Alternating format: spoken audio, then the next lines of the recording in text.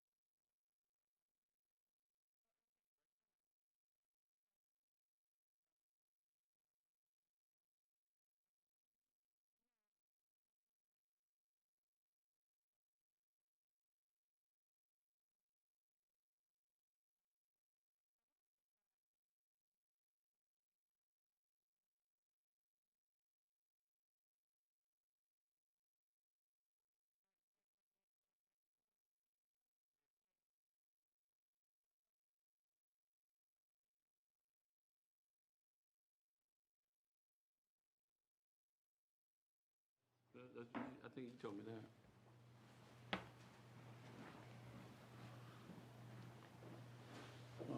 Thank you. Yeah, without he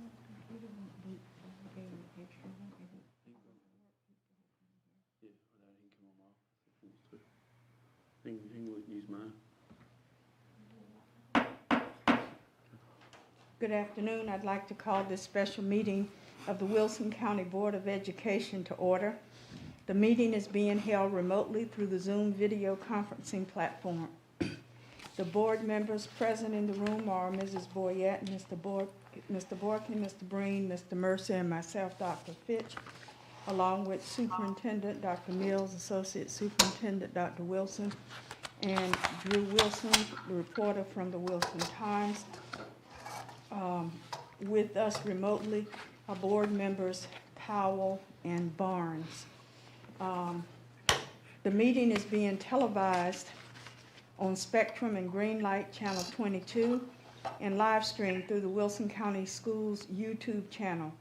The public can also view the meeting through links on the Wilson County Schools Facebook, Instagram, and Twitter pages and the Wilson County Schools website. Based on executive orders from the governor, face coverings must be worn during the board meeting, and everyone present in the boardroom is masked. Please, members of the board, I need an approval of the agenda. Madam Chair, Mrs. Powell, I move that we approve the agenda for this March 8th, 2021 special meeting of the Wilson County Board of Education. Second. it has been moved by Mrs. Powell, seconded by Mr. Mercer, that the agenda for the special meeting of March 8th, 2021 be approved. Is there any discussion? Hearing none, please record your vote. Mrs. Powell, Aye. Mrs. Barnes, Aye. Mrs. Boyette, Aye. Mr. Borkin, Aye. Mr. Breen, Aye. Mr. Mercer, Aye. myself, Dr. Fitch, aye. Let the record reflect that the motion carries unanimously. Please join me in the Pledge of Allegiance, to be followed by a moment of silence. I pledge allegiance to the flag of the United States of America and to the republic for which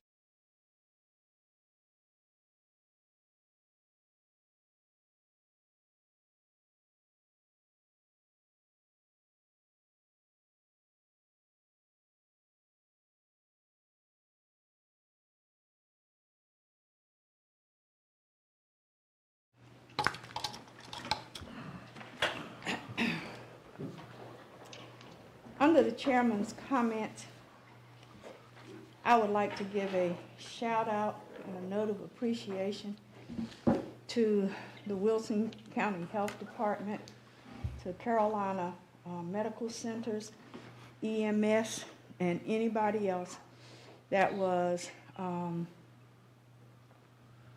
with us as last Wednesday.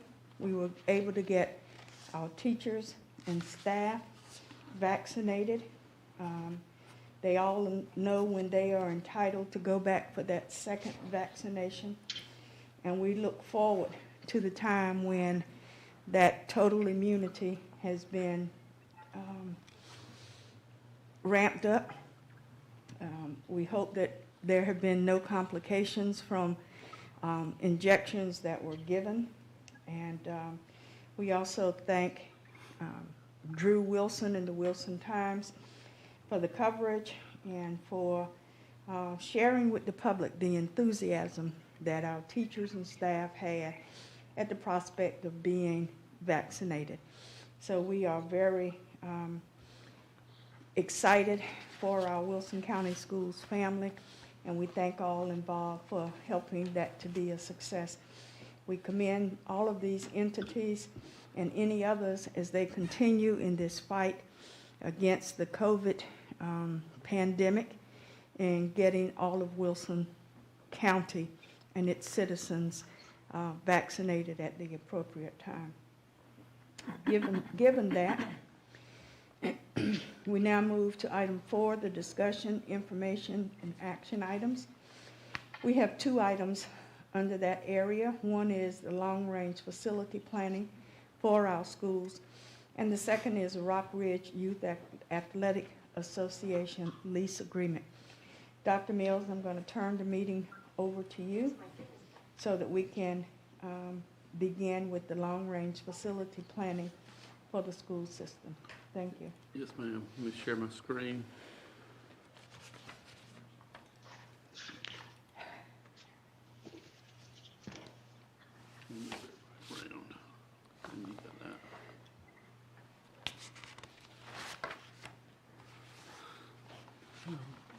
Board members, what I've tried to do is to begin our conversation about the long-range facility plan is just walk us through some pieces of information that we have seen and has been shared with you, as well as just some summarizations to get the conversation going. And so I'll walk us through.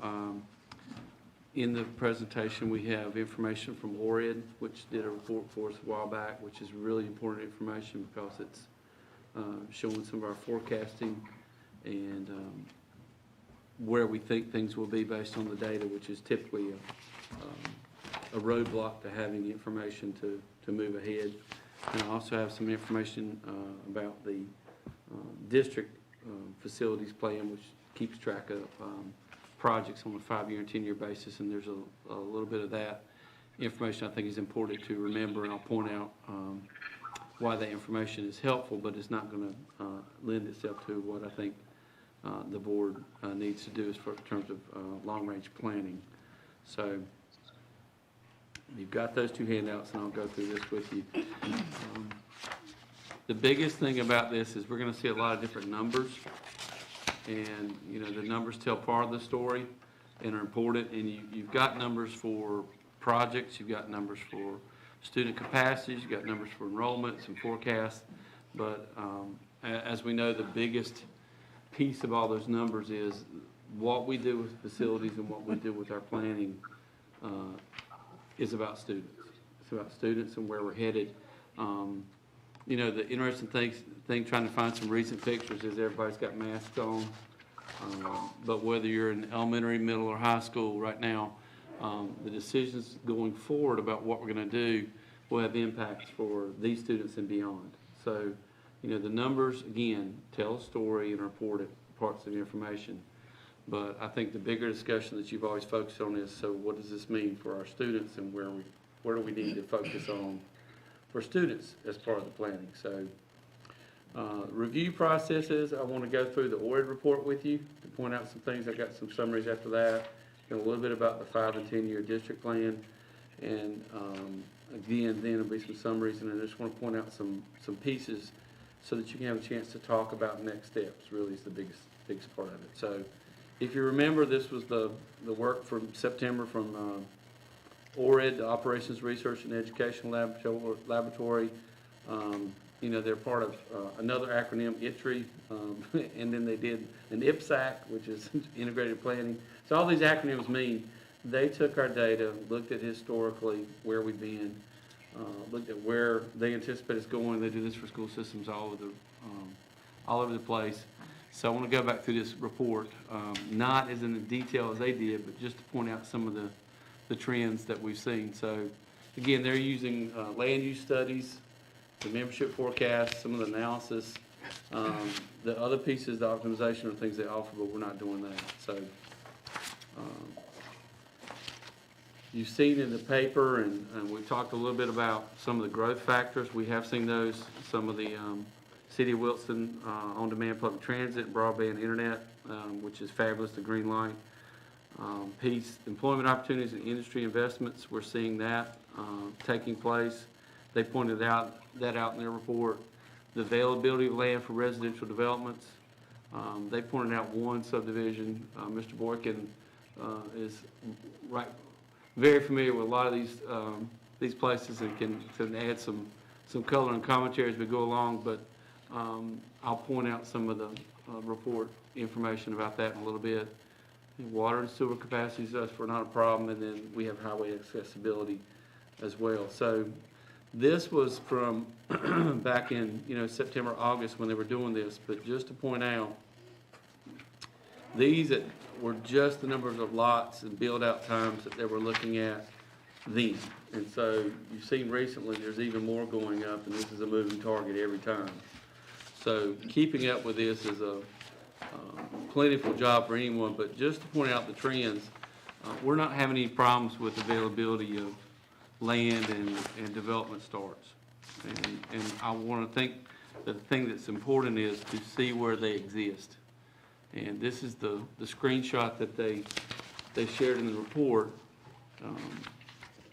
And if you consider some of the information that was in the paper recently, some of the things you've seen driving around, Most of our development is up in this area. I mean, this is not gonna be a shocker. When you drive around, you can see that happening.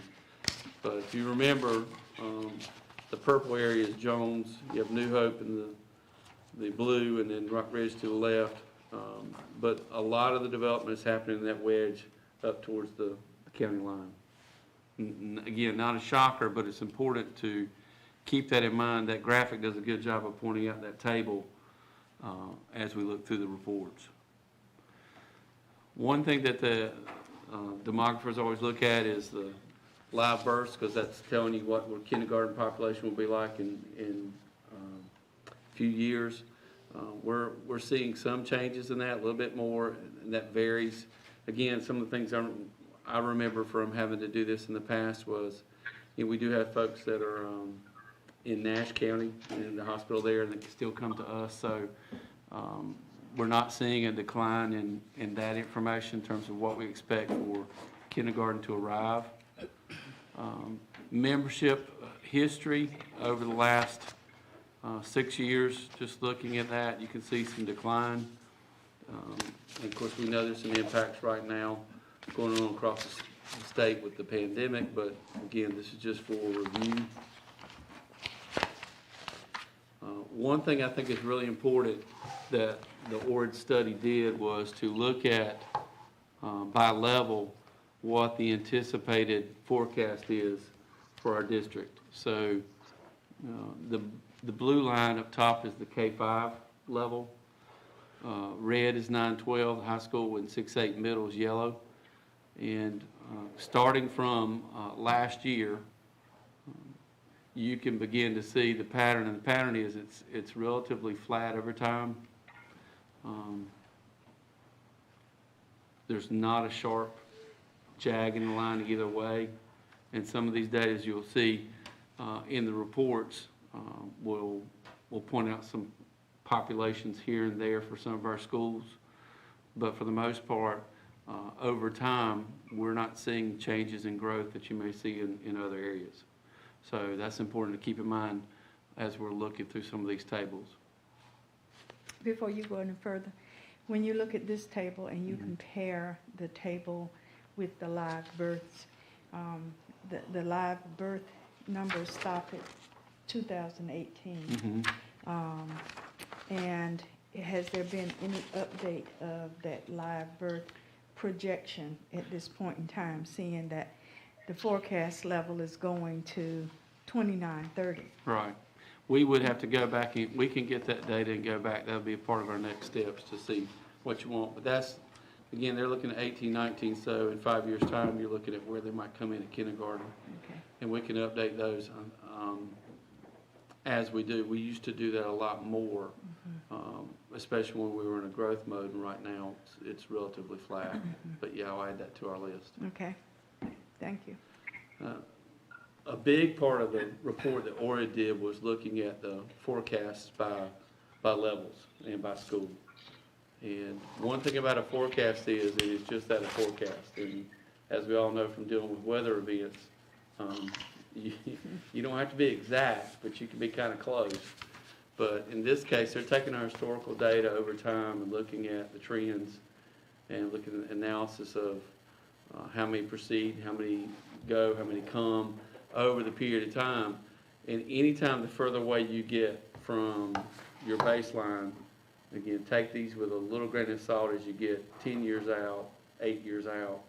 I mean, the further away from the target, the less reliable in a sense they are. That doesn't mean these numbers aren't good to look at, but they can vary more the further you get out. But if you, for what we're doing and what we're forecasting, these are solid numbers. And if you look at the pattern for elementary school, and I've got some summary later of just some things to point out, but right now where they started last year, you'd have New Hope that was at 95 to 100% utilization, and Rock Ridge was at 80 to 95, and Gardner's 80 to 95. The rest of our schools, with the exception of an anomaly here or there, are less than 80% utilization. So we have capacity at our schools, with the exception of a couple that I just pointed out, over time. So I've got a slide later where I'll point out in 5 years, kind of which ones are at pinch points. So the majority of the graphic is, there's not much to look at except for this baseline, and the fact is, we've got capacity, we're not using up our capacity for elementary schools. Make sense? Okay.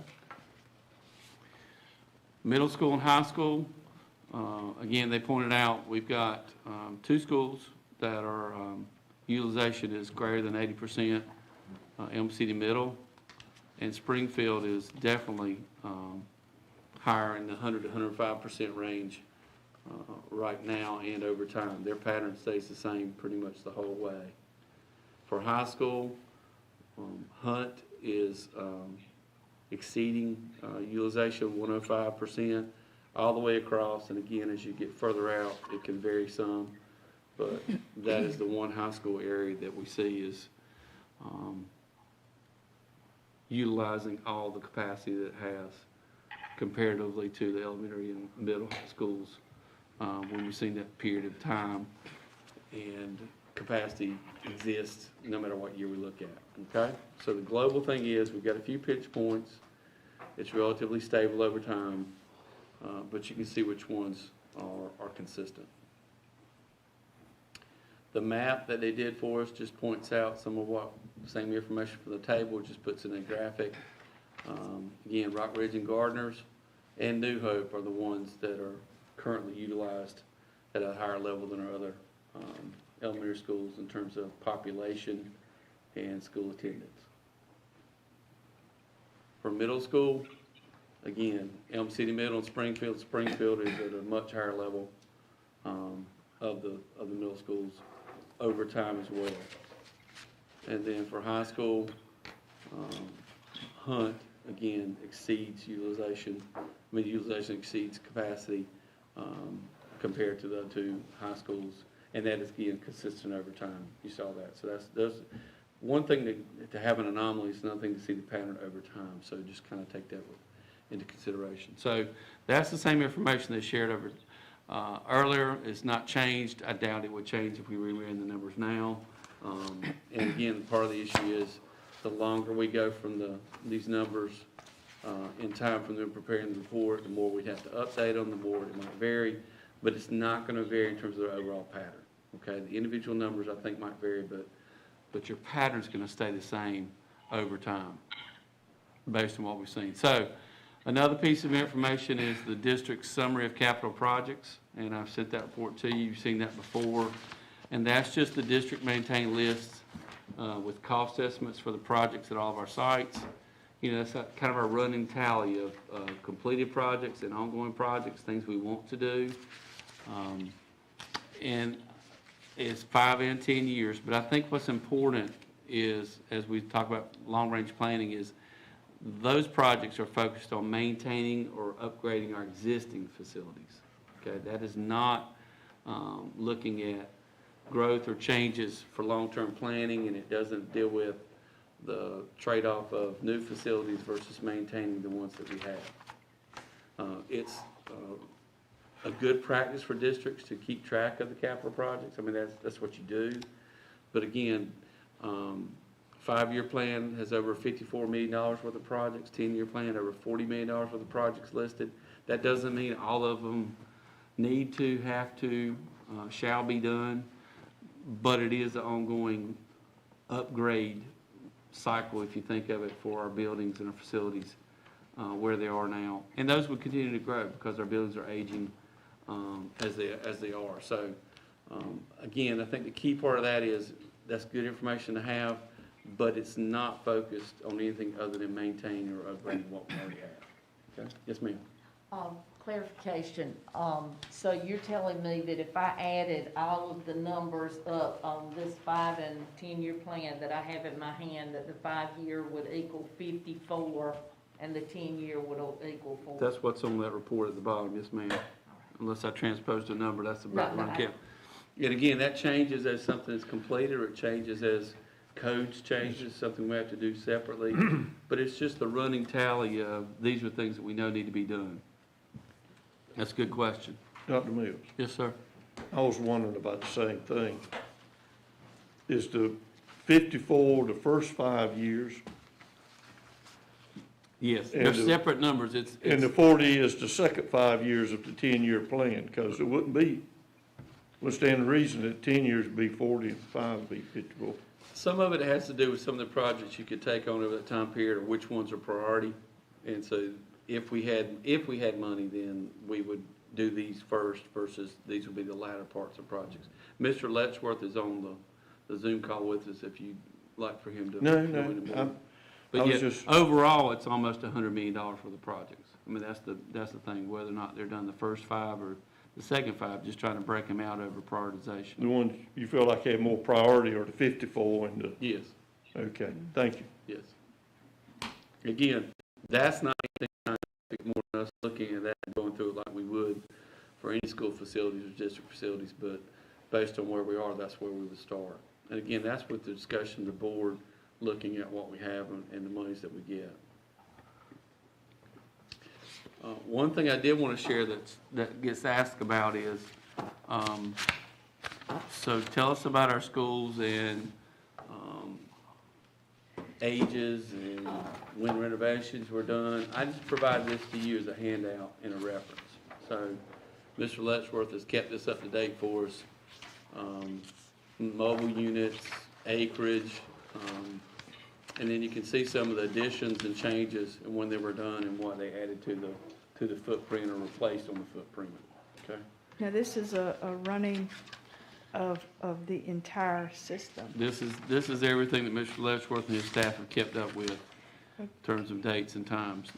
Could we get, because I don't remember seeing No, that in it's the separate packet. from your handouts. I'll Okay. give all these to you, but I Okay. just wanted to, this will be in your packet I give to you after the presentation.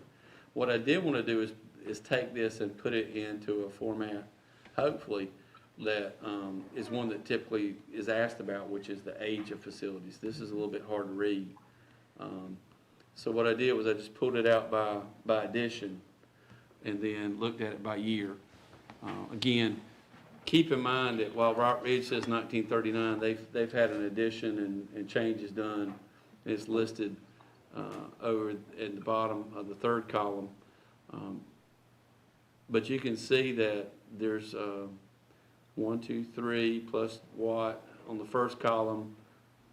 Hunt, Rock Ridge, Lucama, and Elm City Middle have had some major work done to them in the 2000s. I mean, most of our other facilities, the additions or changes are outside that realm. And since we're in 2021, I just tried to eyeball that to look for patterns to see kind of the age of things and where we are in terms of upgrades or improvements that have happened over time. Now, the typical life of a school has been projected at infinity or I don't know that or I've ever heard of definite. typical life. I mean, the architects could probably tell you one, and others could tell you. If it's like most things in the schools, you use them and use them and use them and you upgrade and keep them. The biggest part of the school changes has been changes to requirements and changes to space and usage, and just physically wearing out some things that would be more costly to renovate than they would to build a new, as well as locations. You'll hear a lot about that as well Well, as your community changes. when you think about historical buildings here and in other countries, and some buildings have been standing for a couple of 100 years, and we wish that our buildings could withstand all of that, but not so. Many of ours have had improvements made to them all along, but I think the thing that I wanted to just point out was most of the improvements have taken place outside the last 20 years for some of the stuff, if you look at it. That doesn't mean anything's wrong. It's just these questions get asked, and I thought it'd be good for you to have the information. Literally, that's it. Okay. I have a question, Dr. Mills. Yes, ma'am. It might be a crazy question, but does the flat top school building that we have maybe less capable of withstanding, I guess, the test of time because of the age of the architectural designs of them. For example, I know at Daniels at one point, it had a flat top and it had a lot of water standing on the building, and, some improvements have been made. Right. I'm gonna let Mr. Letchworth talk about that because we've had that conversation about flat roofs and wet roofs and to go back in time from my previous time here, I remember Miss Woodard giving me a hard time about the roof at Lucama, whether it was flat or actually did have a pitch to the point where we were talking about throwing a ball on the roof to prove See it would what roll happens. off. Right. So I'm gonna defer to Mr. Letchworth. Mr. Letchworth, Well, did we you don't- hear that? We don't build flat roof buildings anymore, but we But have, that is but we have an enough important of them. distinction. Yes. Mark, can you talk a little bit about the flat roofs and the maintenance on those? Yes, as we've discussed previously, the flat roofs do pose an issue in a lot of different areas. The roof putting on, we actually add a little bit of slope to them, but that does, still have what I consider to be a flat roof on it. You're speaking directly of Daniel, sir? Yes, ma'am, it does. Yep. Is that posing much of a problem now, Mr. Letchworth, as it used to? As always, they have their problems with being a flat roof. So moving forward, looking at different things, that's something that's definitely an ongoing maintenance item that has to be done yearly to prevent problems from occurring on that.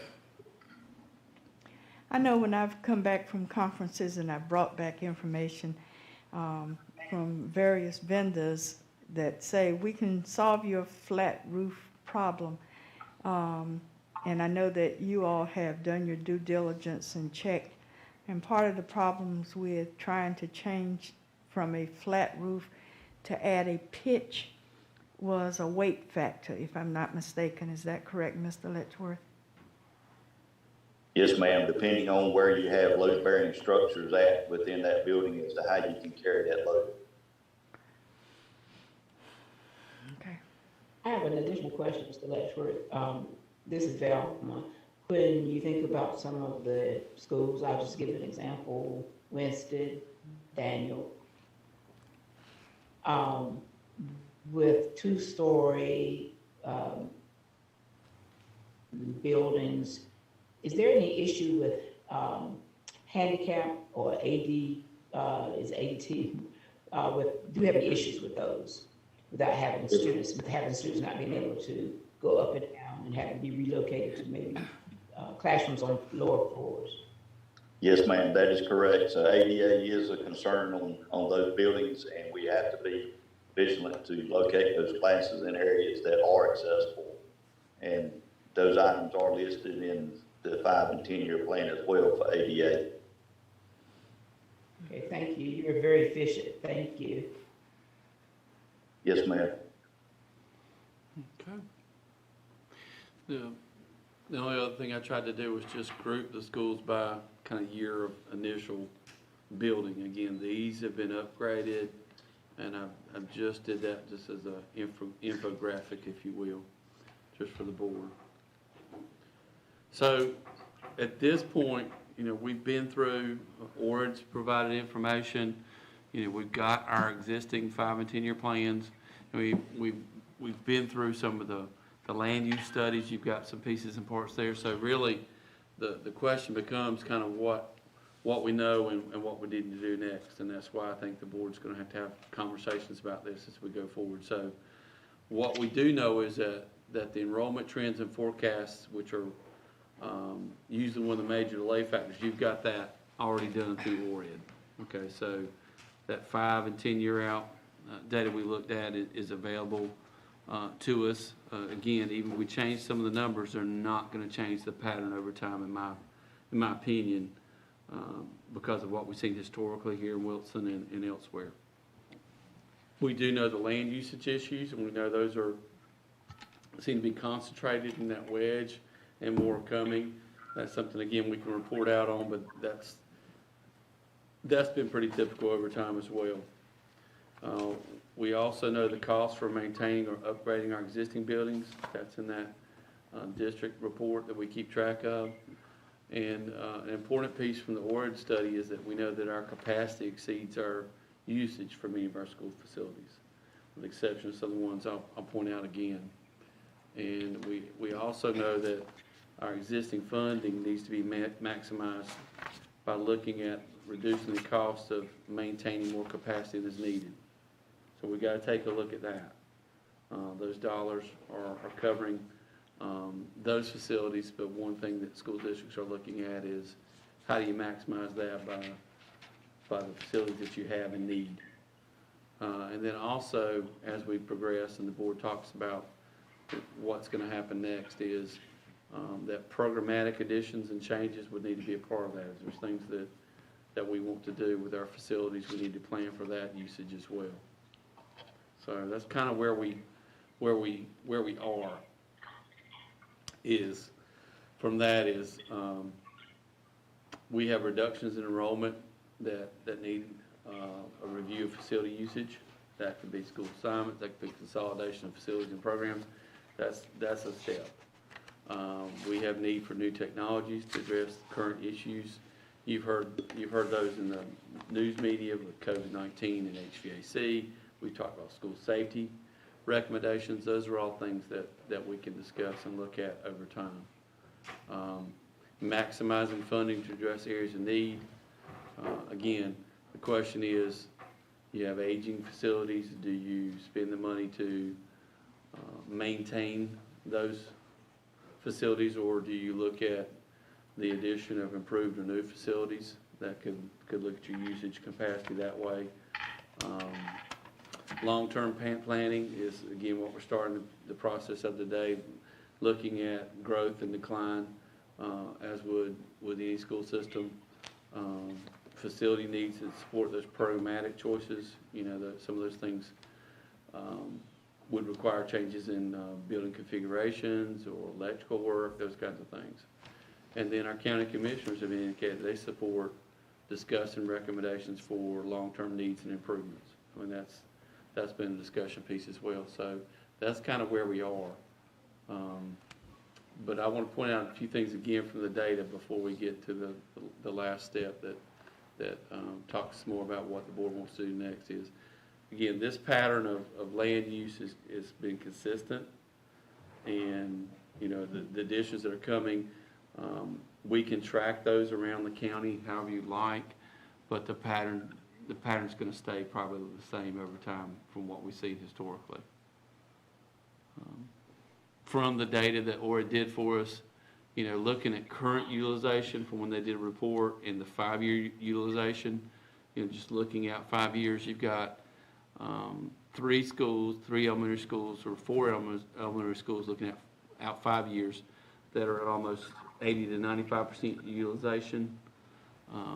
Gardner's, New Hope, and Rock Ridge currently. You add Frederick Douglass to that group over the 5-year trend. Middle schools, Elm City Middle, currently 80 to 95%. They're projected to stay there.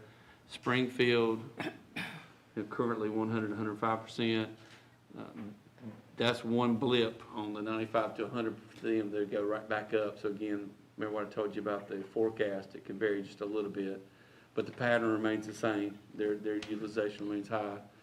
And then Hunt High School is at 105% now and down the future, regardless of which year you look at from the information provided by ORED. So those are some of your pinch points that deal with existing utilization and capacity, but the rest of our schools have capacity. And those are some of the things we talked about when we're looking at next steps and how to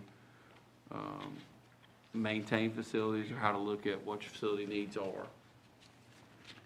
So in terms of next steps, I think the biggest one, and again, this is where the numbers are going to be one piece of the puzzle, but I don't think it's going to be all the puzzle, is really it's about setting priorities.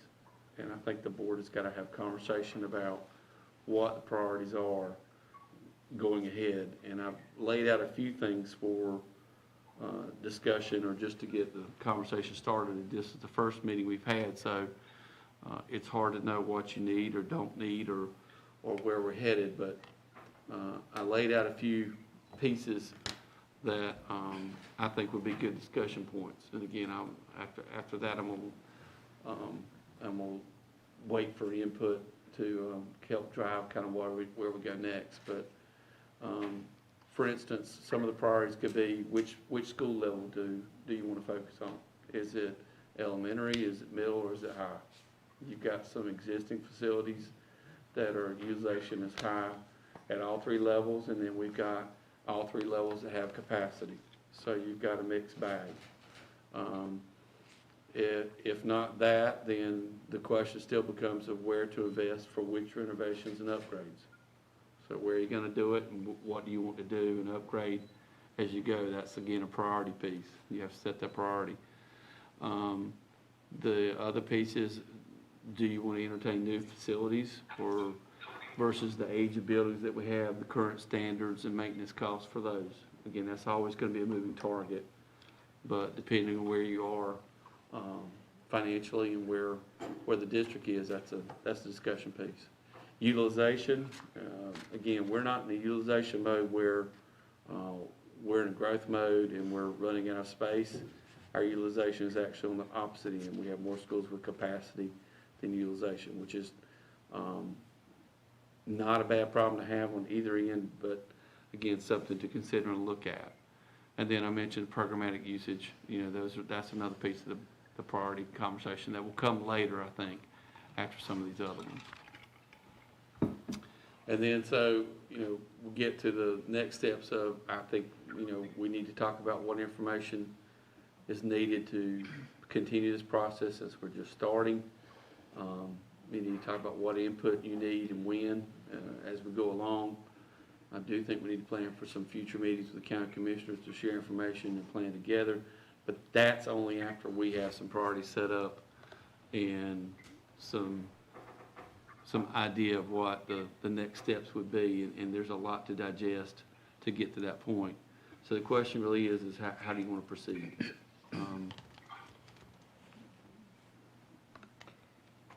And that's basically on our to-do list.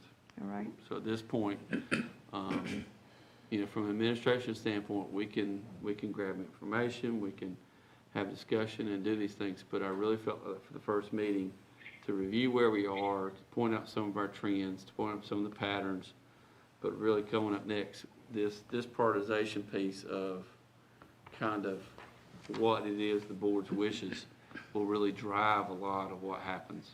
So there's not much unknown in terms of our district utilization and patterns and those kinds of things now. And again, that's a good thing to have. We've got that report. But the further away we get from the date of that report, you know, we'd have to revisit that or do our own. So I would really encourage us to go ahead and start talking about what some of these issues are that you hear and you see, and what you need from us to before our next meeting. Members of the board, the floor is open for the beginning of discussion. This is a humongous issue. It will call for careful consideration, but it's something that we need to do and to determine how we're going to best serve the students, how the county commissioners best contribute to our needs. And I think we have to examine where we are student population-wise. But as we look at growth in particular areas, we need to be aware that we're going to have some hard decisions to make. So we're there. And so the floor is open now for any points you want to make in any discussion to begin. Madam Chair, Mrs. Barnes? This is Belmont. Well, you know who I am.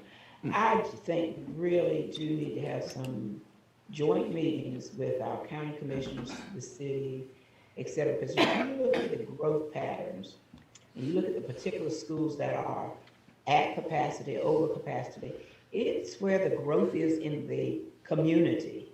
You look at Jones, you look at Rockridge, you look at Hunt, what's close to them would be the shopping malls that we have, the, the businesses that we have. And that sometimes drives where people will locate subdivisions to be near those kind of things. And then when you look at, let's say East Wilson, where you're not having as much growth, there are not the businesses there. So we really do need to have some really candid conversations with our county commission, city council, on the growth patterns in Wilson as a community. That just opened my discussion. Madam Chair, Mrs. Boyette? I agree with what Ms. Barnes is saying, but at the same time, when we looked at that list of schools that have not had anything done to them in the last 20 years, I have heard recently, I know whenever we renamed and had the open house at Frederick Daniels, that one of the comments I heard was, this school hasn't changed since I went to school here. And I know when I first came on the board and traveled out to Gardner's for the cookies event, we have schools, those two in particular, I have seen firsthand that need some work, either work, repair, whatever we're going to do. So I think that we need to look at existing facilities, especially elementary schools, and decide what are we going to do, which is more feasible, to go in like we did at Lucama and Rock Ridge and move them out and make changes, or like what we've done at other, build a new school. We need to look at our long range, what is the best way to serve our students in a fine facility to which they can be proud to go to school in, and we can be proud to say that we're the Board of Education. Well, I think, excuse me. I think if we look at, and when you say, are we going to look at the current facility, are we going to look at new facility? We need to look at the fact that some of our schools are definitely landlocked. So if you are going to discontinue a school anywhere, as you look at the process for updating, we have to be mindful that land is not as plentiful as it once was. If we have any discussions that deal with replacements, and we have to consider, we know that there are some sites that have more land around them than others. When you look at the situation at Jones and in that area, the previous board had enough land with the thought that there could be a middle school added with the land acreage and the requirements that the state had at the time. If the growth is there for more building space, we could always possibly add on to Jones. And the building, I believe, was designed so that there could be additions made. If Mr. Letchworth is still on the line with us, if he can confirm that or not. But I think as the buildings have been built over the years, they have been configured so that the possibility of additions onto buildings was more likely. Some of our older schools, we may not have that capability because of the way that they're designed, because of the land that would be needed to facilitate, and because of having to meet the requirements of the state in terms of size of classrooms and the like. So I think there is a lot on the table for us to discuss at this point in time. Both Mrs. Boyette's and Mrs. Barnes' points, I think, are quite valid. And we have to look at those growth patterns, I agree, on both sides of the county, east and west, north and south. Madam Chair. Mrs. Powell? Yes, schools over here, I live on the east side, and there's history over here with these schools, with Vic. I attended Vic myself when I was younger. I'm not gonna tell you what year that was, but it was Darden Vic, when I attended it. And then I also taught over at Darden. We moved into the new Darden building over there. So this is history of Wilson, because when you start thinking about getting rid of certain schools, you have to remember there's history here that people are not going to let go, you know, because of those of us that have attended schools who have taught here. They're landmarks, they really are, and we would rather, I know I would personally see maybe the upkeeping of the building, to look at the facility and see what we can do to, you know, to make improvements. And then looking at this east side, we're saying, you know, most people are going to the west side, yes, because of the fact that there's more on the west side, you know, shopping centers and things that would draw people, because when families come in, they look at what areas they would best suit their children and the closer they can go to get gas and grocery stores. They tend to do that. On the east side, we've lost a few things. We've lost a grocery store. You know, we do have Food Lion, and we almost lost Walgreens. But from my understanding, of course, you know, that changed, so I was glad about that. But we need to try to improve it. By improving the area and building up our schools, that will make more people flock to our area, to want to come here and bring their children to our area. And I know at one point in time, I had a thought too, I don't know if one thing to know, but I know so many years ago, they were looking at the schools and trying to make sure the schools were racially populated, racially diverse, and they were busing students from East Side all the way out to New Hope. I can't remember what year that was, and that didn't work out very well. That was a disaster because kids having to get up so early in the morning over here on the east side, being bused over to the west side to make it racially diverse, to make sure that the population was equal. But that's all, just trying to make sure we maintain our schools and be fair. But we are, you know, a neighborhood, so kids tend to go to school in their neighborhood where they live. That's something to think about, and I think too that we should start with the elementary schools.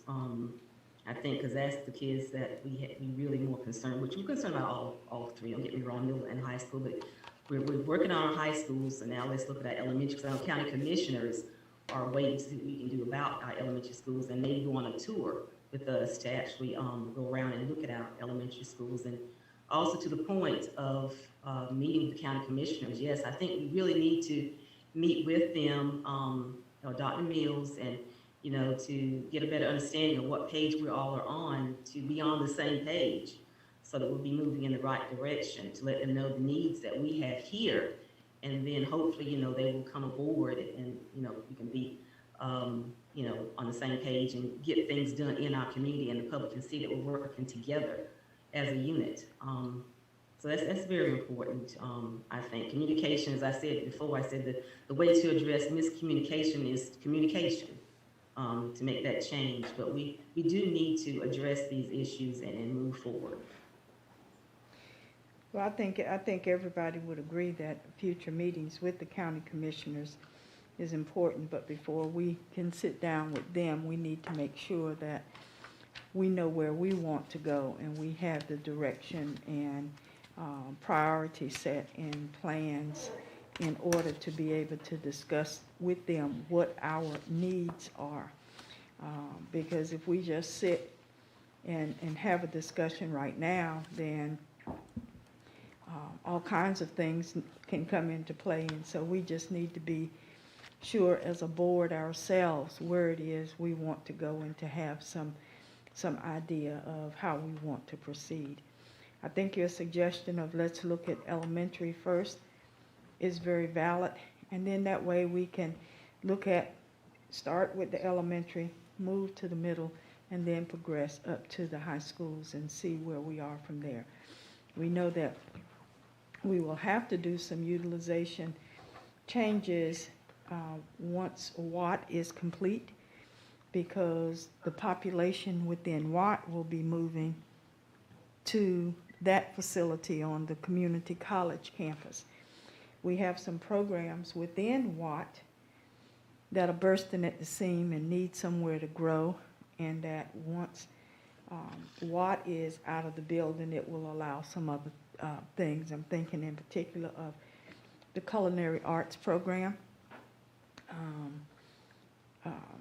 And they have worked within very limited space, but there's room for growth there. So I think if we start at the bottom, it gives that high school component a chance to make the changes that are going to be made within it in some regards. So I think elementary as the starting point makes good sense. Mr. Breen, Mr. Boykin, Mr. Mercer, we've not heard from the three of you. Dr. Fitch, Yes. I agree that it makes sense to start with the elementary schools. But also, you know, with an eye on our schools that are at capacity as well. We need to start, we can start with elementary school, but we also need to keep an eye on Hunt and Springfield as well. Okay. The only other thing that I would say is that we should schedule a retreat and or a work session where we can discuss these more openly. Or at least more, I don't know if we're ever gonna get all of us all face to face in one room, but I think that would be advantageous if we had the opportunity to talk to our constituents. And then sort of get a community plan and feel before we sit down and talk about what is best. All right. Well, I think that we need to have a somewhat of a plan to be able to present to the community, not discounting the need for their input, but we need to, unless we're just going to say, what is it you'd like to see happen with us, and then that just leaves things so really open, and then we're again back at this same point. But I agree that we have to keep an eye on the middles and the high while we look at the elementary. Mr. Borkin? Yes, ma'am. So I guess I'll lead off with a question to Dr. Mills to begin with. Under page 19, the residential developments, we've got a total of 1,462 lots that are proposed to go in between now and 2025. And flipping over to 27, where our forecast is, it's actually showing us losing close to 600 students over 10 years. And it's a little bit confusing to me to know that over the next 5 years, we're going to add close to 1,500 houses. And over 10 years, we're going to lose 600 students. It almost makes me kind of question exactly how accurate this is, especially knowing that a lot of the subdivisions that are planned in Wilson right now or are in the thought process of being planned aren't on this sheet. Yeah, I can't speak for Orid's part of it, because they would have to speak for that part of it. Having done some in the past, it's always a gap between some of the residential development and some of the student numbers. I mean, that's not uncommon. And again, the further you go out, you would expect more residential development over time, the student growth. I think there's a couple things that are going to throw a wrench in the predictions over time. One is the pandemic, what we've seen with that, because that's going to be a blip that we're going to have to figure out. We've got baseline data before that you would want to plan for, because that's better numbers to start with. So that kind of throws everything a little bit off. But in terms of I know what they do with the data, they're looking at from birth to kindergarten, that cohort rate. Is it above 100%? Is it below 100%? To anticipate what the new population is going to be, and then where do we lose students over time because people move, jobs change, people change decisions. I mean, you've got some of that that goes on in any school district anyway.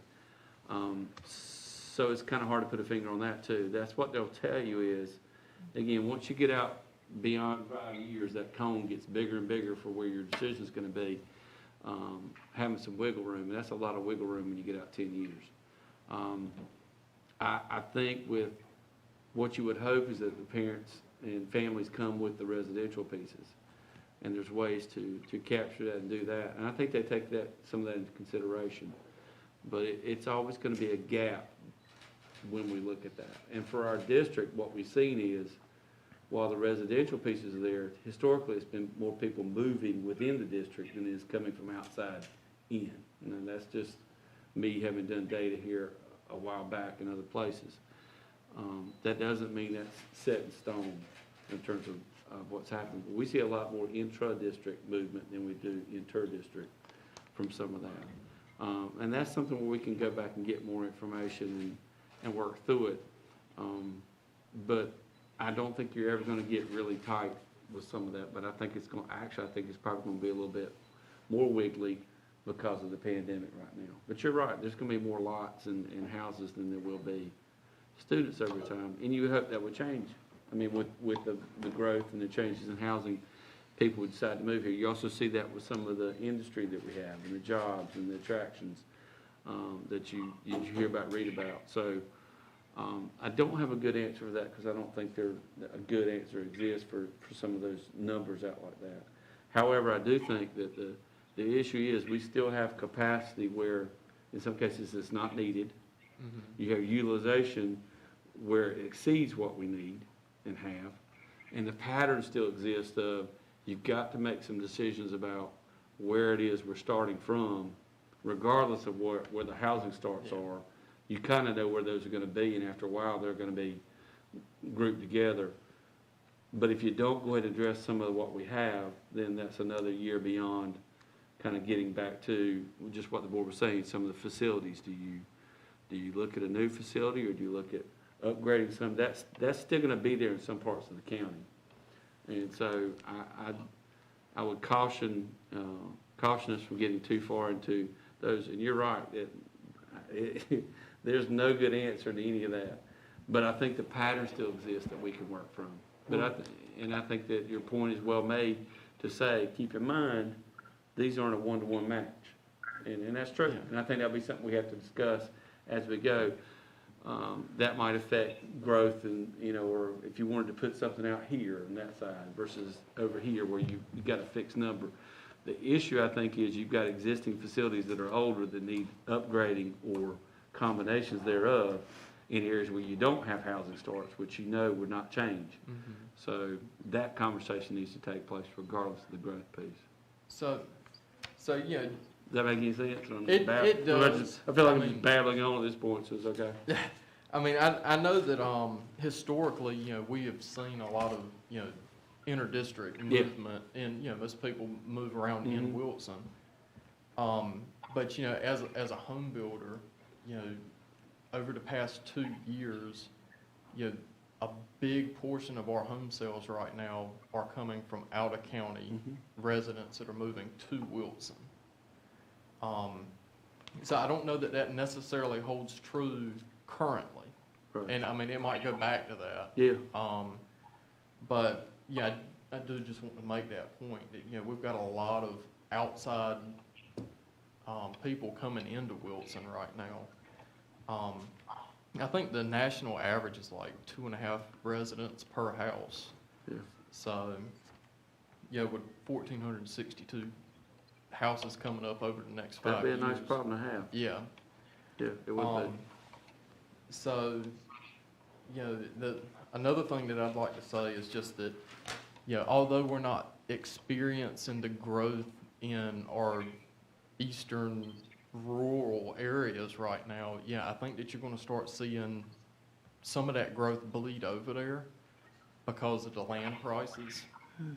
I think there was a subdivision that was announced over there not too long ago that a tract builder is gonna be building, or a regional builder, out by like the Stantonsburg area. And just one other thing is, I know that, when you start looking at, capacities in schools, one of the first things that comes to mind is, moving district lines. And I mean, nobody said that, and I just noted that's, one of the first things you have to think about. And I mean, some of these districts, the residents moved into these districts specifically for their kids to go to these schools. And, if we manipulate the lines so much, it's going to affect housing prices in those areas. So I think that that's something that we really need to be cognizant of. Sure. But beyond that, I'll yield back. Well, periodically, we do have that R word that comes up, the redistricting. It does, when it occurs, it puts the real estate market in a holding pattern, because people do have interest in being in one place versus another, and their kids going to one school or another. And every time we re-enter those conversations,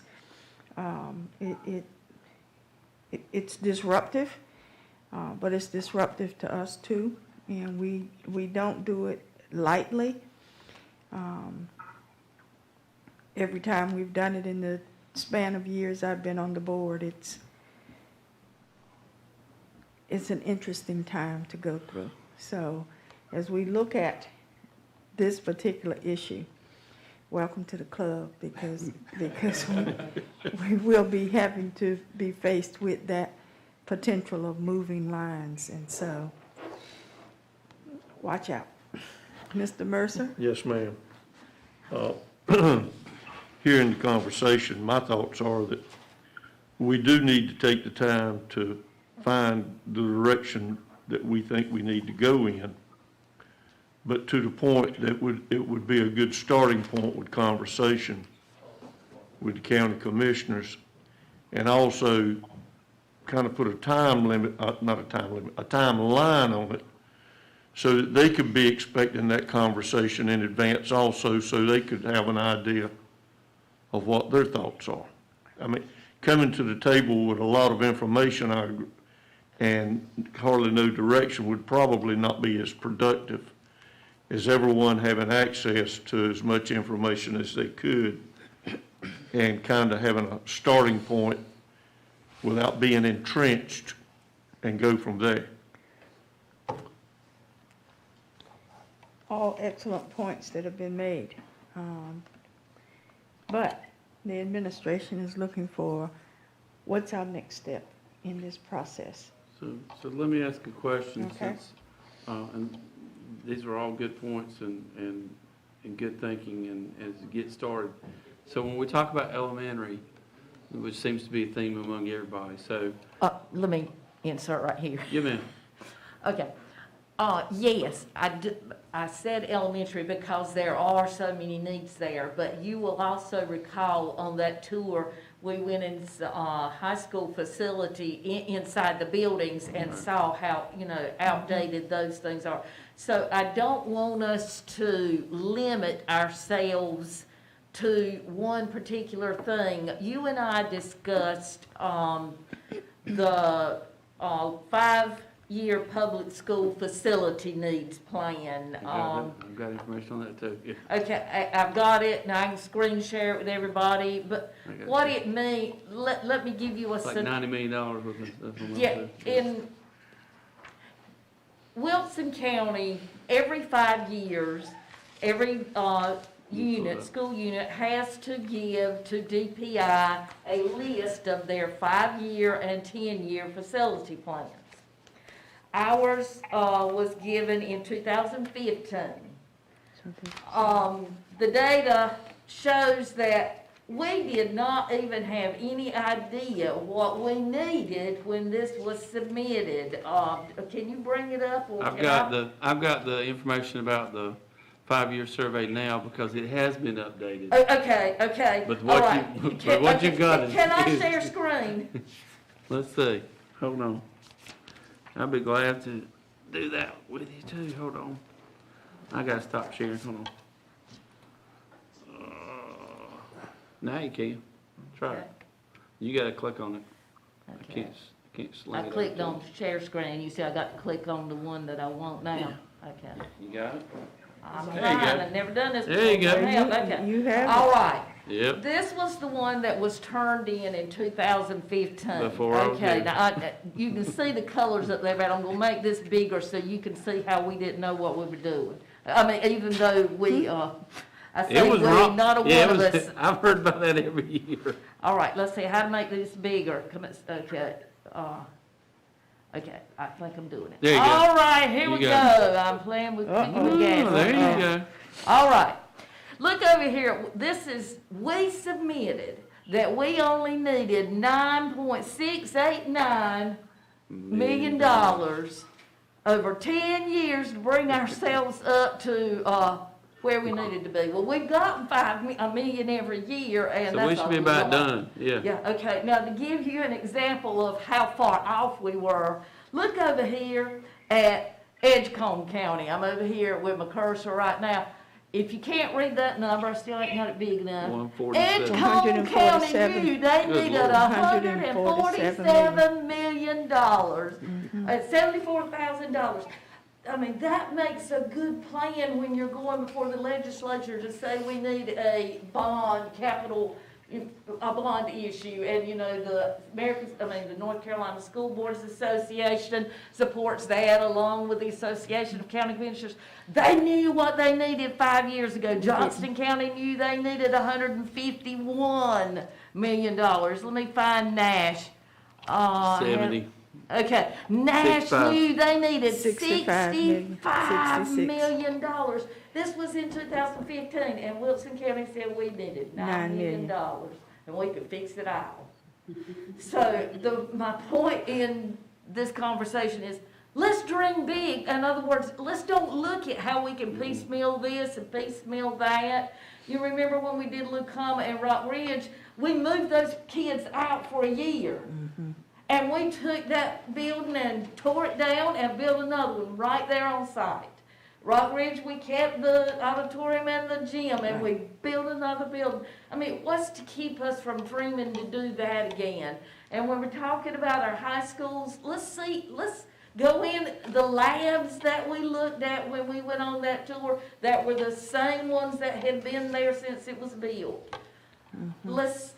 This illustration, what I'm trying to show in all this is when we say what we need this time, let's let it be what we need to bring our schools up to where they should be to meet the needs of our kids. And you can see in 2015, it didn't do that. The good thing about that is that we are now at that point, because it's now the 5 years. It's already, Right, it's and been- so- it's And it been was done. due January the 6th. It's been done. Did it has? Okay. Yes. And For so- the- For the record, Yes. I arrived in 2016. I was Okay? gonna say that. Thank you, before, but I have had this conversation multiple times with the county manager and others, and Mr. Letchworth and I have had night terrors over it, because there's no way $9 million would cover anything that we Well, need. Well, we now But know, it's misleading, Yes. it's been misleading. We tried to change it on their website before the date. They wouldn't let us do anything. Right now, it's $90 million is what's gone up there. So we are where we probably need to be just to get, scroll just that for and the make next that- 5 and Make your years. figures bigger. Okay, just a minute, I've gotten out of it now, so I've got to figure Well, out it's where. still, Oh, here we go. it's still here with us. Oh, okay, but it's not on mine, so What you need? Let's just make those figures a little larger so we can look at Okay, Edgecombe but I and will Nash have that to need. do That that. data's not been updated on their website yet. That's the Well, it's commissioner's not a site. matter that it's been Yeah, 'cause I updated looked on their for it last website. Yeah, me too. But in comparison, see, we were at 9 million. We're now and at I 90 can- million. Well, Edgecombe Hey, let me show you. Edgecombe was at what, 300 and some million? I didn't see anything, 29 million. Let's see if I can I'm- shut you I'm- down. I'm just looking at the No. chart Want me to as a stop whole. You gotta Share. stop sharing, I'll pull that one. Okay. I don't have the report but it's been shared with the, county manager and signed it because it goes in, and they actually, it's over, 74 million for 5 years, so it's $124 million worth of project For us. for us. That are in there now versus 9 million the last time. But we- if we're looking at what Mrs. Boyette is saying, how do we update labs? How do we do everything imaginable? We would probably be within 5 years more than that 174 or Well, whatever Mr. it is you're Letchworth saying. can talk a little bit about the public school survey and what's in there. It's very detailed. They include a lot of the call. I mean, it's good to have it. It's a pain to fill out. I mean, it's a pain to fill out, but it is up to date now. But Okay. it's been horrible to look at that But number. we have to factor in, okay, in less than 5 years, we're gonna be in the new white building. If you talk about expanding the culinary arts program and anything else at Beddingfield with a reconfiguration and that student shift that's All gonna that's gonna occur, be part of it. is that set of figures a part of what is in the 5-year plan that has been submitted already? Or did we miss the mark on that as well? Mr. Letchworth, you want to share some parts of that process? Yes, be glad to. So, the DEI survey that we fill out, it takes into consideration, the questions are, do the labs meet the requirements of today?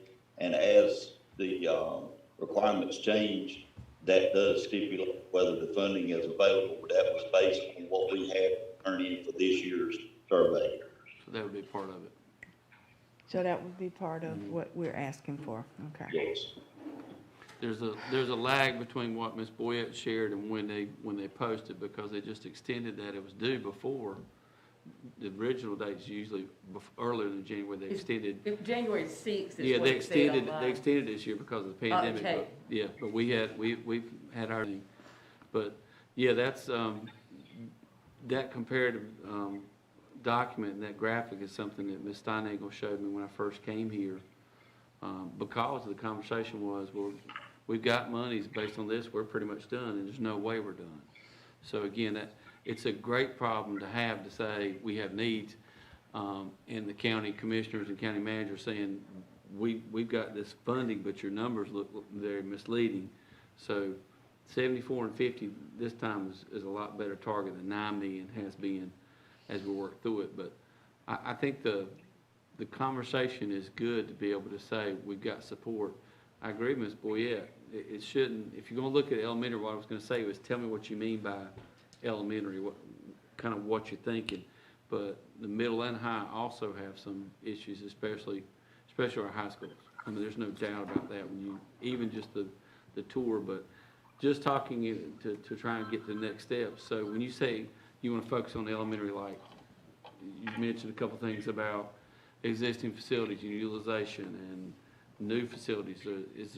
We need to get into or as we go next time, tell us what you want to get into with some of these facilities. As you prioritize, is it combining facilities? Is it new facilities? You know, we can do like what we did at Lucom and others. You can build right there on it where you know the site's going to be. But in other cases, we got schools that are right down the street from each other, and the utilization is small. And if you are gonna have to look at capacities, you've got to make some decisions about that. So those are the kinds of input that we need from the board to bring back the information you need to come back with that plan. Same thing with the high schools. You know, they're spread out enough, but the utilization is not gonna change for some. So programmatically, you can address that, but also facility-wise, you still gotta address all those things within the building. So yeah, that should be a part of your process as well. Middle schools were in a little bit better shape, but again, utilization is an issue there. I mean, if you look at it, Springfield's the one that's in the Elm City Middle are the ones that have the population. So as I will keep asking as we go through this and some of these things, so tell me what you mean by looking at elementary, or tell me what you mean by looking at high school, so we can bring you back what you need. Because it's not gonna be a one and done thing, but I do agree, it's not gonna be just an elementary issue. You're gonna have to address because of the capacity issues and utilization are everywhere, but also from a facility standpoint. You know, a new high school is, the question is where, when, and why, but really the existing facilities could be done right where they are and brought up to current kind of standards, if you will, and address a lot of the issues that you've seen from the tours, but things that our folks know every day. Well, as you begin to look at elementary, can we look at the numbers and the utilization and what combination can be? What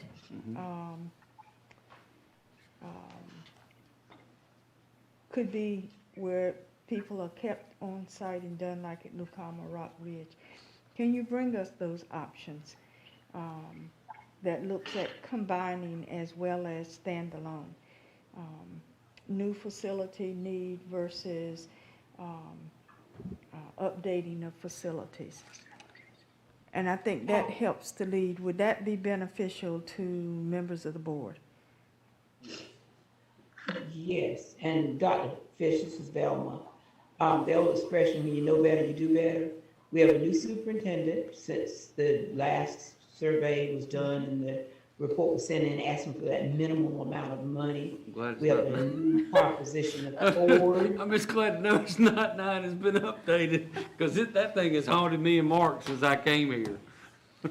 Okay, and we have a new composition of the board. And got to keep in mind too, when we start talking about our pitch point, I'm glad this is our first meeting. Yes, ma'am. Because a building is made up of walls. We have to, when we start talking about facility usage, we also have to look at programs that are in place in those school buildings too. Yeah. What will attract people to want to go to those school buildings? Because as Dr. Fitch said, we've got the culinary program at Bedingfield that has needs. There's just a lot to look at besides just which facilities we will potentially close, how they're landlocked. We have to look at a lot of different pieces. And as I said, the programs that are going to be in those buildings too. Because you can build shiny new buildings, but if the programs are not programs that will draw people to those buildings, then you have to look at that as well.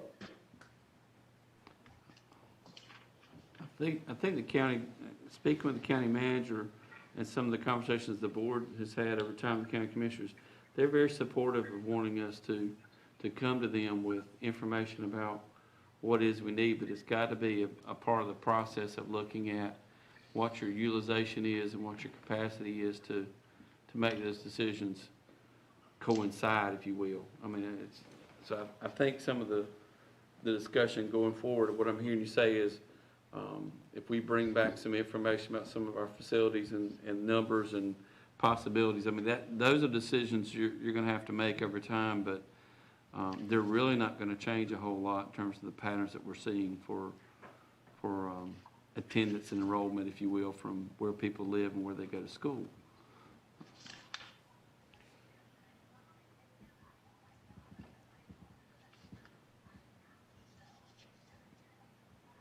And then there was silence. Yes, the crickets. Yes.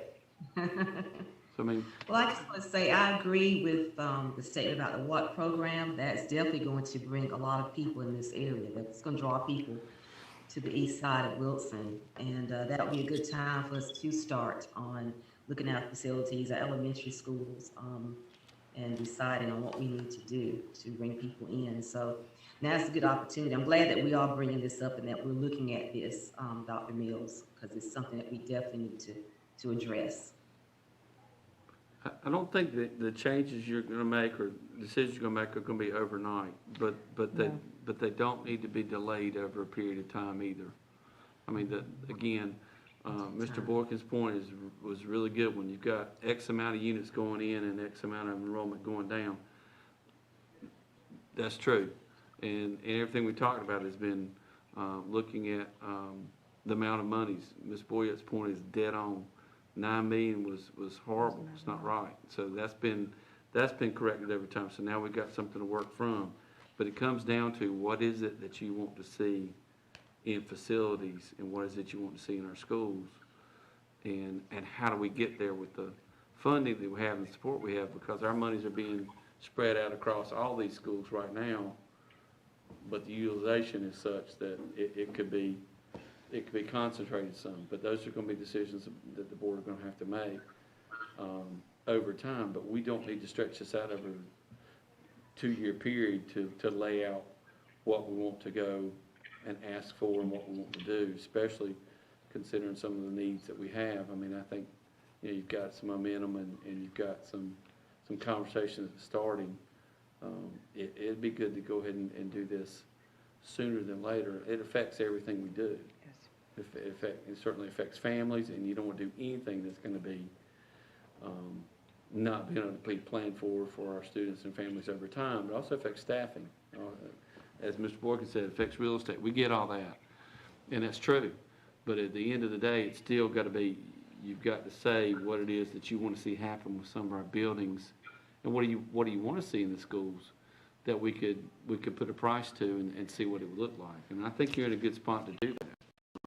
Looking at the age of our facilities and where renovations have been made, you can see those buildings are really nice to be a part of. And I think by making some of these decisions in the short term, for the long term, we could really have some nice facilities that will allow you to expand, but also, you know, attract and easier to maintain. So it's not going to be a one-stop shop. It's not going to be an overnight thing, but you've got to have some pretty hard conversations over the next little bit to get there.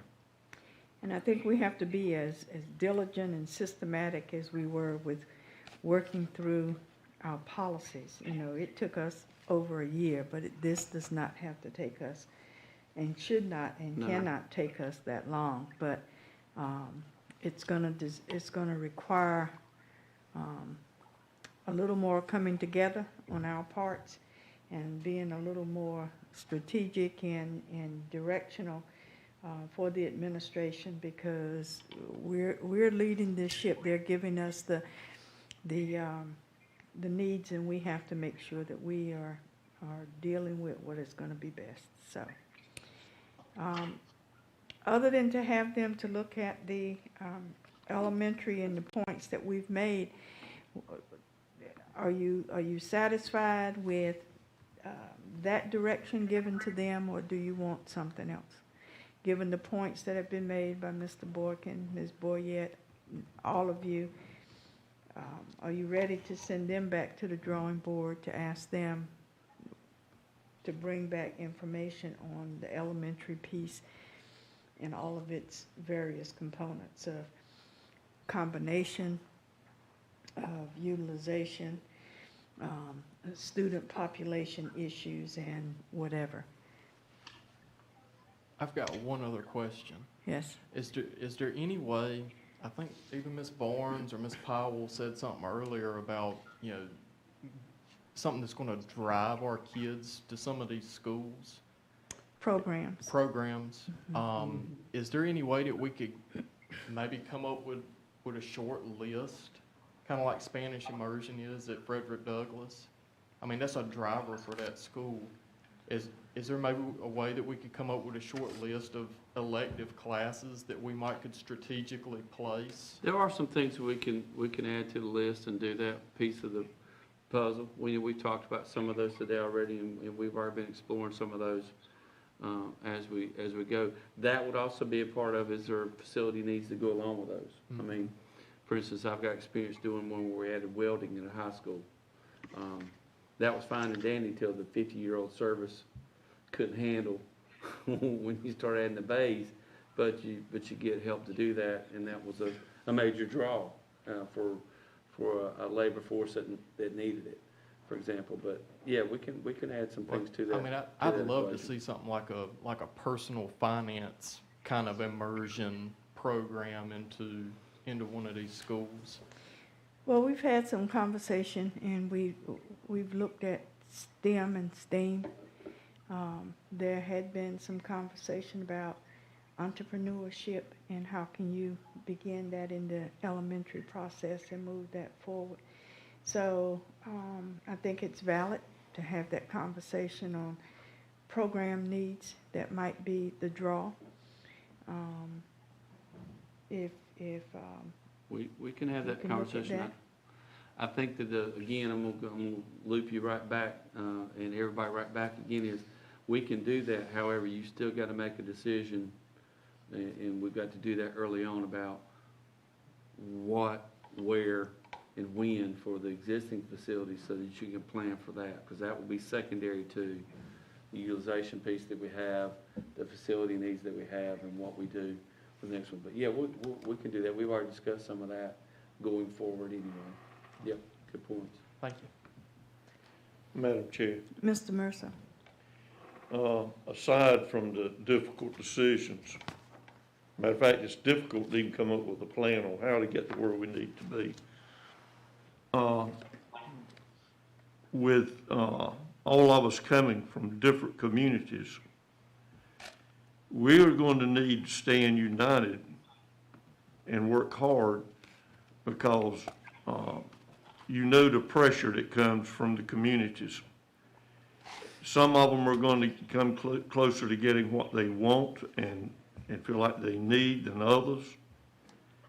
And we have to be the catalyst, so to speak, for all of them, but we're going to need to stand together.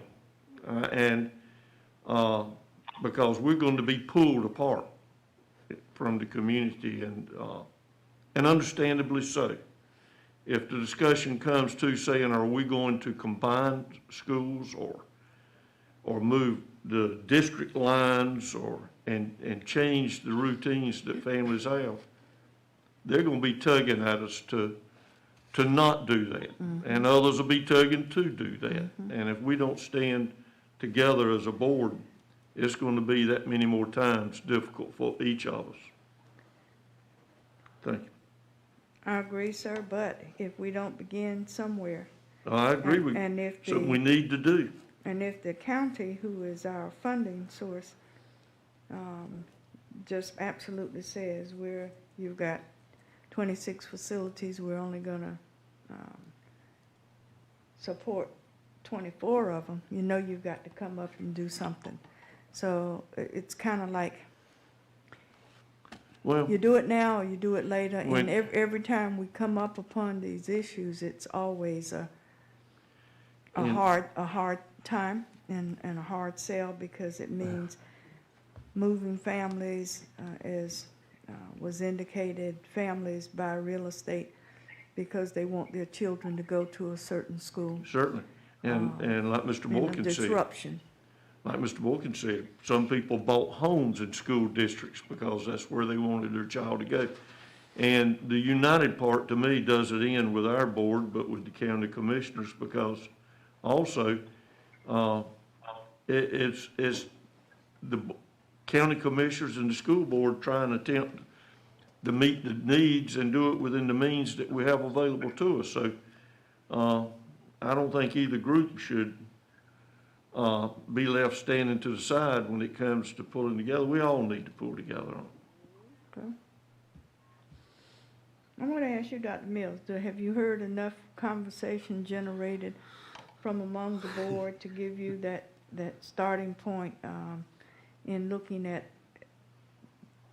the elementary Yeah, piece?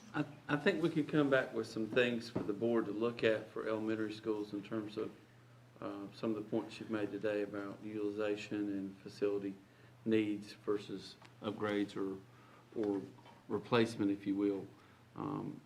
But I also think that some of the conversation is going to have to be pointing out about school assignment and facilities as well. And that is a time frame thing, and input and information piece for families and staffs. So I think we can come back with some stuff to have another conversation along the lines of facility needs across the levels. But again, I think the first step is going to be some decisions that have to be made about which schools are moving ahead with major changes or a new facility or just some upgrades. And then again, taking a hard look at where your schools are cited now, where your numbers are, because there's gonna be a limit to what we can go and talk about and ask for if we don't have those conversations. Because if you look at our data over time and our historical data, the numbers are the numbers. I mean, they've recentered, if you will, over the last 5, 10 years. And I think that's something that boards should do anyway. I mean, I think that's what the county commissioners would ask us to do if they're gonna provide funding, is based on these data. It can't be just to do the same thing across 26 locations. It has to be based on what your data says, and the data says we've got capacity in most of our schools that's not being utilized. So we need to take care of that and then invest where those are gonna be cited and any new facilities are put in place, and then address those that are at capacity and all to see what kind of leeway can be made. I mean, the conversations you're having about labs and infrastructure inside is always a good conversation to have, and that needs to be done wholesale. But I think unless you really go in and say, and you prioritize what you want to do, it's gonna be a matter of, the piecemealing stuff is never gonna catch us up. And I think we've all pointed out things today that could be very, very appropriate upgrades, but again, a little bit at a time is not gonna get us there, and I think we need to have that conversation. Okay. Mr. Mercer, I see your hand raised in your screen. Did you mean to put that little icon there, or?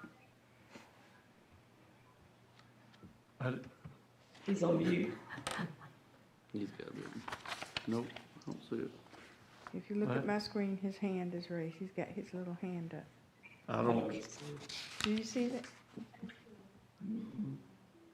Oh, that's a technical glitch over there. Okay. That is gone now. Probably I did not- Probably Candace played. I did not raise my hand. Candace. Candace, you're being blamed for that hand raising. Okay. It's not bad. I do have one parting comment, too, when we talk about replacements and landmarks and that kind of thing. We have no money to waste, and we have many more needs than we have money most of the time. But we really, I would just have a problem with band-aiding and spending money on facilities that we even consider not utilizing. And so we have to just be very careful when we look at our 5-year, 10-year plan on just continuing to spend money that we don't need to spend when we are even considering closing a facility or revamping, I'll put it that way. Okay. All right. So is there anything else in regard to this particular issue that we need to discuss, or can we move on to the next agenda item for the day? So we will We've get got to, enough to feed the go board back? some information next Okay. time. Yep. can you give us a time frame that you would like to see us come back together? I'd like to look at the calendar and then Monday's meeting come up Set a date. with some dates. I Okay. think some dates ahead would be good, All right. because as we get into the spring, it's just gonna get busier. But if we don't treat this as we did the policies and all, this is one that would just sit there. Yes, It's gonna be difficult, and, but I think the important part is the conversations you're having are really what's gonna drive it. I mean, the data is not gonna change a whole lot. I mean, it's really gonna be looking at the numbers and the cost and what it is you want to see for the system in terms of facilities. all right.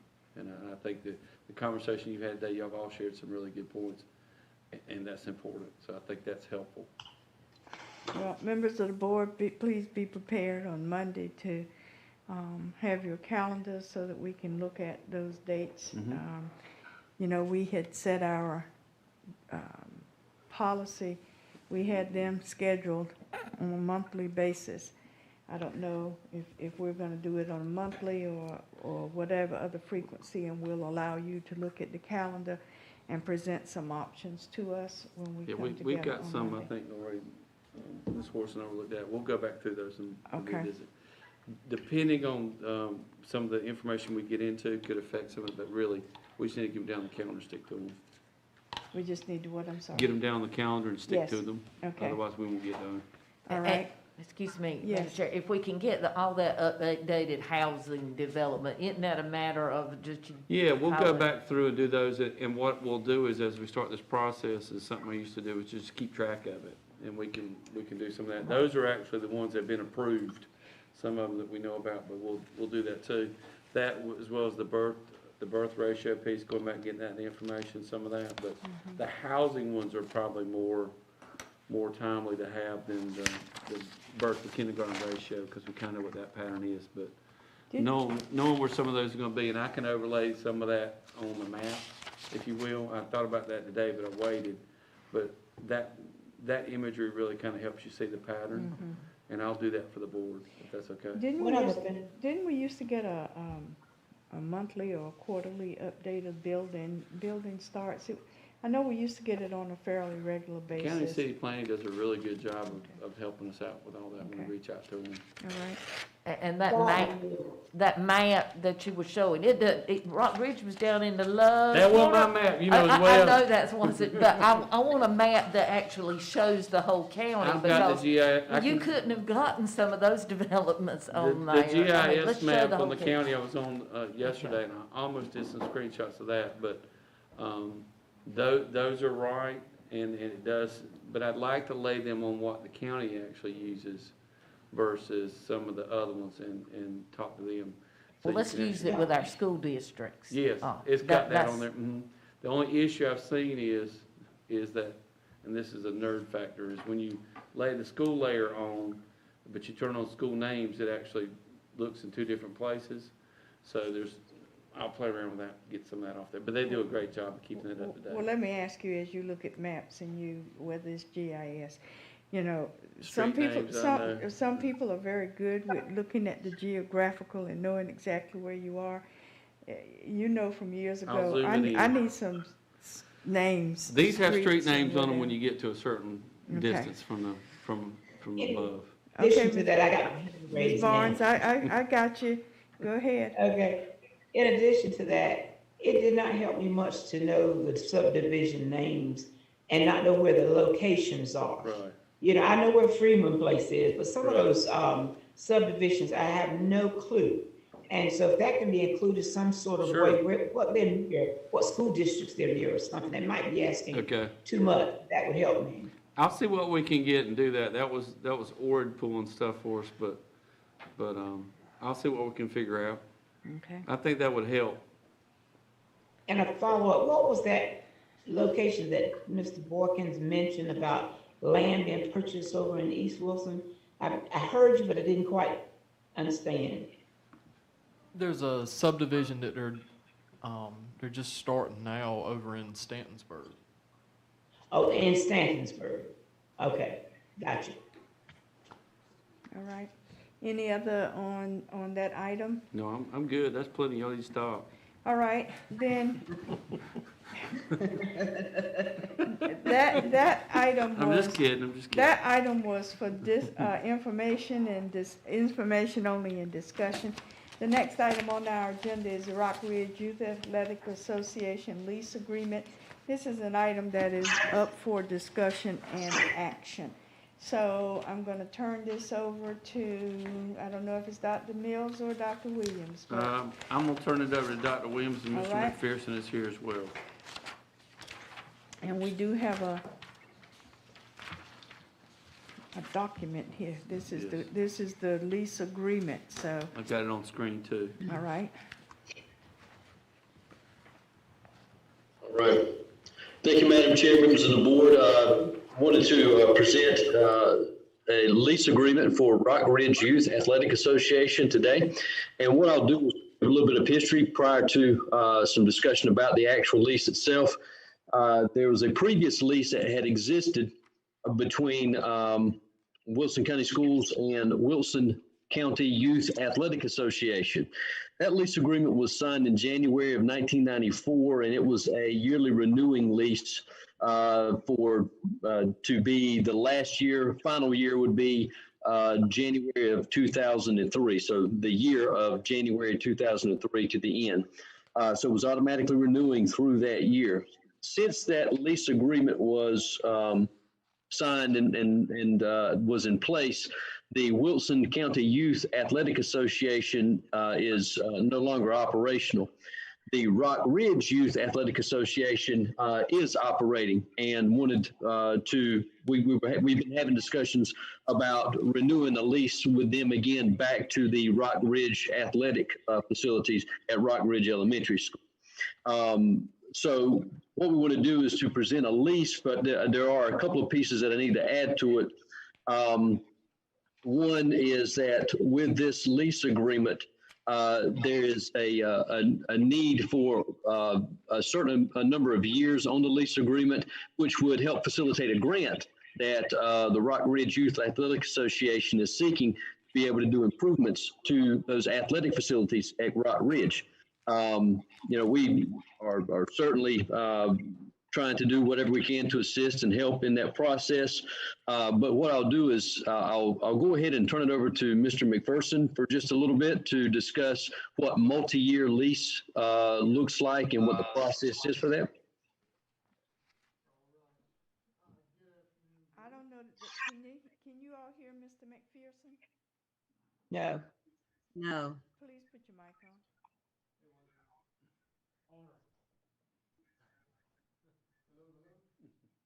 No. You still not. Mm-mm. Hold on just a minute.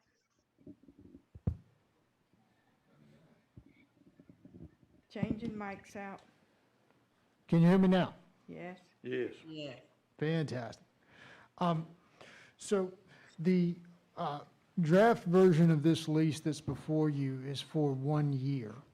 A 1 year lease typically comes with a lot less formalities than you can probably imagine than, say, a 10 or a 25-year lease. One of the requests we have received from the Parks Department is potentially to have a 25-year lease. And a 25-year lease is a very long time, as you guys can possibly imagine. And there are a series of issues related to entering into a 25-year lease, just as far as the legal mechanics go of a school district doing something like this. The first and foremost is that regardless of the fact that this lease is not a full lease, it's sort of a temporal lease, meaning the Rock Ridge Youth Association is only leasing the facilities during non-school hours. So as a principle, it's not as if they're leasing the entire facilities all the time. So, but the law doesn't really much distinguish on this point. All they do is simply say, if you're going to enter into a lease that is for more than 10 years, you must treat it as the sale of real property, which comes with it a lot of caveats. As folks who've been on this board for a while know, whenever you sell school board property, there's a statutory process that you have to go through, which first includes making an offer to your Board of County Commissioners to say, hey, we're about to enter into a 25-year lease for a temporal amount of time with the Rock Ridge Youth Association. We have to offer it to you first, and they have the right to refuse. But that's statutorily the first thing that has to happen. So before we get down the road to perdition, here, it's figuring out whether or not the board is interested in entering into a 25-year lease. The second option, if it's to be more than, 1 year, would be to enter into something for exactly 10 years. When you're entering into a lease for 10 years as a school board, you don't have to treat it as the sale of real property. But I believe Dr. Williams is checking with the grant writer for the county to see whether or not that 10 years is long enough. Essentially, as I understand it, there's a question is the necessity of the lease having a substantial period of time is because there's going to be a strategic investment by the county in to the Rock Ridge Youth Athletic Association of a substantial sum of money, and they want to make sure that they're going to have the right to use the property for that period of time, a significant period of time, in order to make that investment worthwhile. Dr. Williams, you correct me anywhere I've went astray here. No, Okay. sir, it's all correct. I'm in the process of communicating with the president and who is communicating with the grant writer to determine if a different length of time could be acceptable. Okay. Until that is determined, and to keep from having to go through the extended process as though it's a sale versus a lease, is it possible, probable or possible to do a 10-year lease with a stipulation of renewal every 5 years to get it to the point that is needed for the granting organization or the grantor? So the law treats options as if they are part of the lease. So As if they are? yeah, as if they're part of the lease. So if you have the option to renew Yeah. for 2 5-year terms, that's treated, say we have a 10-year lease with 2 5-year options. That's treated as a 20-year lease, not a 10-year lease. So do we have to go through all of the changes in doing that as you would have to do for that 25-year lease? Because you say the 25-year lease, you've got to offer it to them as though it is a sale of property, and it's not a sale, but just a lease to them. So can you do it in shorter intervals to not have to go through the process of sale or whatever else would be necessary with a 25-year lease? So the longest period of time you can do that is a 10-year lease. Okay. And that is the only sort of way to not have to go through the treating it as a sale for statutory purposes. So If we don't have that information before this meeting adjourns, since he's waiting for the president or the grantor, can this be tabled and brought back to the meeting on Monday night so that we can have an answer to direct us as to whether or not we need to go through the process as though it's a sale in that 25-year lease? But if they are needing the lease for the purposes of grant award, I'd rather us be correct in how we are approaching this than to say if this, then so, or if that. But if the grantor, and we're looking at 10 years, then we certainly don't need to be going through all of the issues of a 25-year lease and treating this as though it were a sale to the county commissioners and whatever. Is that a possibility? Are you expecting a response? Since this is the last item on our agenda for today, Dr. Williams, are you anticipating a response before we get out of here? Or can you? Yes, ma'am. We were in the process of finding one, and we may not. So, I mean, I certainly, my communications will continue on, and I can have something prepared for exactly what would be needed to meet those requirements. All right. Is this decision by this board something that's necessary before Monday's board meeting? No. I do not believe so, Madam Chair. Dr. Williams, that may be a question best answered by you, but my understanding is it's not. Well, if it's not, rather than to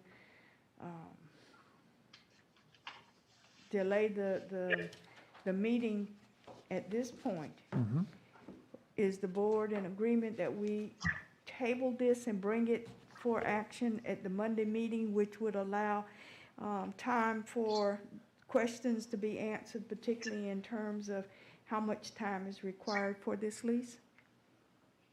I will concur. I heard a I will concur. I think that was Mrs. Barnes. I see Mr. Breen nodding his head, As long as yes. we can fix the page numbers. I was fixing to They say, it's changed not- the word injury to indemnification. That's- I don't know about the other, but the page numbers I can catch. That was a blip with the PDF stuff. We don't know why that happened. We Okay. noticed it after I'm in the fact. agreement. Mr. Borkin is in agreement. Mr. Mercer? Yes. Mrs. Mrs. Powell? And, Yes. and Mrs. Boyette? Okay. All right. This item will be tabled but added to the agenda for Monday night. And is there anything else to come before us today? Hearing none, the chair will Madam- entertain a motion. Madam Chair, I move we adjourn. Second. It has been moved by Mr. Mercer, and was that second by Mrs. Barnes? Yes. And the second by Mrs. Barnes, that we adjourn. Is there any further discussion? Hearing none, please respond with your vote. Mrs. Powell, Aye. Mrs. Barnes, Aye. Mrs. Boyette, Aye. Mr. Boykin, Aye. Mr. Breen, Mr. Mercer, myself, Dr. Fitch, aye. Let the record reflect that the motion carries unanimously. Thank you very much. We are now adjourned.